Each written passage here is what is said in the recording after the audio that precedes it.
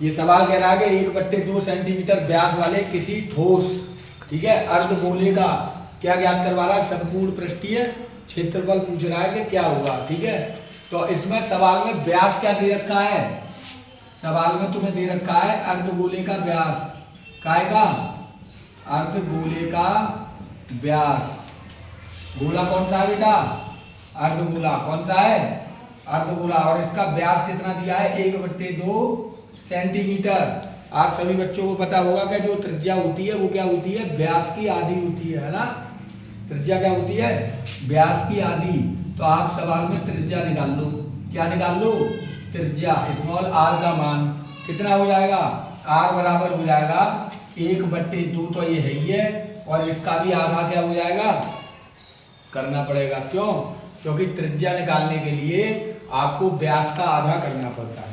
ठीक है, पहले सूत्र और लगा दो यहाँ पर, नहीं तो तुम कहोगे कि कैसे आ गया, ये होता है व्यास बटे 2, तो क्या हो जाएगा 1/2/2।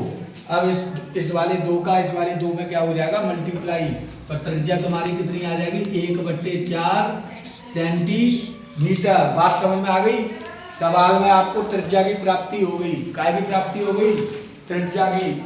और आप तुमसे क्या पूछ रहा है सवाल में, अर्धगोले का संपूर्ण पृष्ठ, क्या पूछ रहा है, अर्धगोले का संपूर्ण पृष्ठ।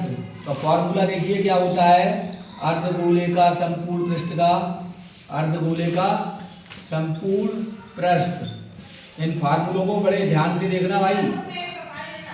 अर्धगोले के संपूर्ण पृष्ठ का क्षेत्रफल क्या होता है 3πr²। ठीक है भाई साहब, इसमें आप मान लगा लीजिए, तो ये हो जाएगा 3 × पाई × r का मान कितना है 1/4, कितना है 1/4।